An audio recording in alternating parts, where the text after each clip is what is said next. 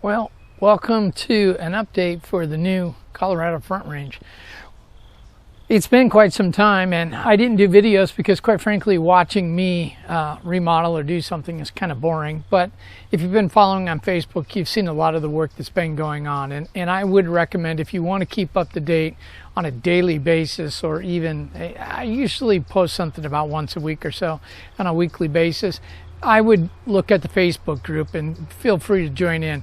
But by request of all the users that are using that, the request was that we focus just on the Colorado Front Range. So don't take it personal. A lot of the posts that we get, and we get a lot of them on, new videos or whatever, we're just not posting them. And this was requested by the users. And again, if there's a change, I can put a poll up and see what everyone feels. But that was basically the request for the Facebook. But nonetheless, let's get back into what we're talking about, which is the new Colorado Front Range. So it is October now. And we've been here for, I got here in April, and it's now October. So, we're getting a little over 6 months here. So I want to just kind of give you an update. I'm going to follow through what happened on the first video. Now, the first video was really a call to try and get a crew. And I still don't really have a crew, and I'm still looking for one. But to be fair, I have been so busy, and I have not been out to any of the NMRA activities, which I hope to be doing here pretty soon. But a lot of this I needed to do ahead of time to get the shop ready and get everything prepared. So let's take a look at what's gone in the shop, which is really how most of this layout gets built, is through this shop. So I'm going to take a stop and we'll take a walk in there. Okay, so here we are in the shop, and a dramatic change. And while this is not actually layout building, I need these tools to actually build the layout. Now, my wood shop is an actual full working wood shop. My wife has a lathe back there. It's behind some drywall and everything else. But there are tools all over here, and this was a huge area that had to be done. In order to build the layout the way I wanted it to be built, this area had to be done. And much of it has been done. Some new lighting up in here, walls painted, complete electrical. There was no electrical on this wall or that back wall. That all had to be done. Also, right in front of me right here, this is where the laser is at. The laser is right in through this room and through here. Now, the laser did not fare too well in the move across the country. We had some problems. I knew I had a control problem before I left. I was getting some shorts in the control, which wasn't interrupting my use of the laser, but I knew I was going to have to upgrade that and at least replace it. I have a new system put in there now. But when I got here, I actually went through and inspected the laser tube, didn't see any damage whatsoever, hooked everything up, and it just wasn't working. It wasn't working, and I kept hearing this sound. And because I had inspected the laser, I was looking at power supplies, laser power supplies, different things all going through there. Come to find out, it must have been when I fired it up that the laser took a damage in the anode, and so that ended up having to be replaced. So it took me about a month to get that figured out what to do, but in that same period, I'm still continuing to build and work into here. Now, as far as the layout goes, right here is the helix to the layout. This is one half of it. The other half is in the layout room. And you may not be able to see it, but there's actually bench work all ready to go, and the helix is all ready to go. I just have now cut into the wall. And I'm not going to finish walling this off until the helix is built. Then I'm going to frame that all off, finish mudding the walls, and complete that. There's a door that goes on to this part of the laser that would get into both the laser into the helix, and that makes that a dust-free zone. Tops around that thing, lumber storage is up above that on the other side, so there's no way for dust to get in once the doors are closed. Now, it's not going to be perfect. I'm still in a shop, but I'm going to be fair with you. The laser was in my wood shop last time, and it was covered in dust, and every time I had to go blow it off and take care of it. The biggest thing is that is going to have a door over it, just a barn door type thing that's just going to slide over there. It'll be fairly tight overall, at least keep the dust down considerably. But back in the corner there's you will not get dust into where the helix area is, which is more important to me than anything else. So the shop has been done. You can see it if you want to, again, take a look at the last videos to see the dramatic changes in here. But a lot of this had to be done before I could really begin to build the layout. So this is almost completed. All the electrical is done finally. I've gotten all that done. Framing's all done. And right now it's just build the helix, get that done, and then turn around and close this off and then focus on the layout. The shop itself it's a working shop. It's never really truly 100% clean, just because there's not a night that I'm not out here. I'm either in this shop working on it, or I'm sitting in the computer working on something to get done here, either some plans, some drawings, or something like that. But all this has been done. My new table saw and everything, I've already built some of the bench work, which we'll see in just a few minutes. I love it. It is absolutely working out just fantastic. So let's take a look at the actual layout and what's been going on with that. But again, moving across the country and prepping to do this has been a huge project and has sucked up much of my time.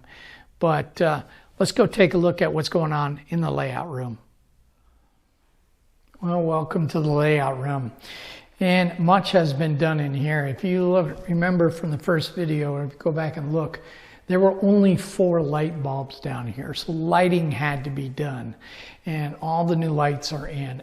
Definitely made a huge difference in this room. Matter of fact, so much so that I actually have to have floods putting on to me, because I'm in front of some of the lights and it just doesn't light up as well. The other things that had to be done was I had some French doors I had to take out on this side here. And the camera's not posted there, we can see, but those are out. If you were on the Facebook page, you saw the before and afters.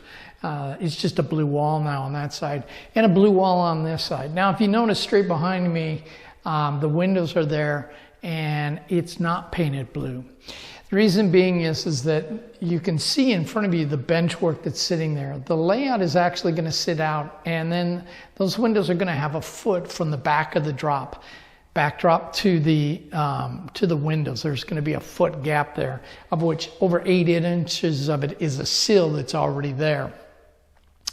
But the purpose of that was, I wanted some natural light in here still, and with the windows are tall enough that the backdrop is not going to cover all of them, so there's still light going to be coming in back through that back area there. But the decision was to leave it that way. I didn't want to go through all the work to remodel all of that. And believe me, that would have been a lot of work and a lot of dollars. I'd be still working on that project right now and getting nowhere near getting the layout built. As you can see, some of the layout has already been started up. My 3D printer is out, and that is because I'm actually working on the laser. I've got some 3D printing stuff I've got to put into the laser still, and a couple other projects that I use for the layout itself. And so right now my modeling studio is storing all the boxes that used to be in here are now storing in there. Not 100% of them, because there's still a few here. And the hobby shop, which is right behind you, is full as well. And that is being used. So those 2 rooms are holding all of the layout stuff while I build into here. And as you can see, I do have the layout started. That's Denver that you see in the back there.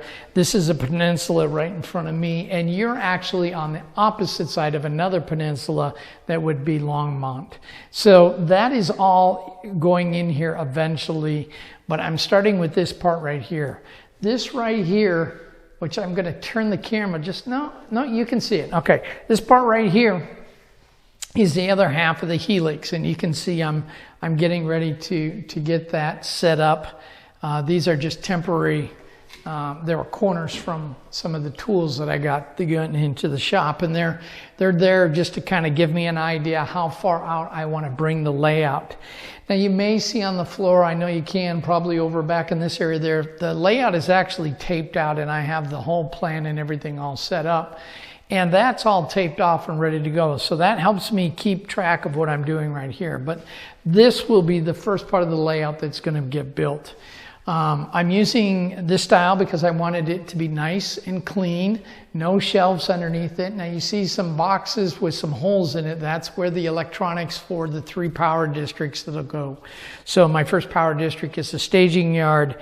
The other one is Longmont and to Denver, and then the last one is Denver all the way here to Larkspur. So those are the 3 power districts. And this area right here is going to be done first. So I've got to get this all finalized. I'll get this, the L girders, as you can see, are in. I'll have the cross members come into here, and then I will begin the process of cutting into the walls and then building the helix that goes around. Now, a helix is not my first choice.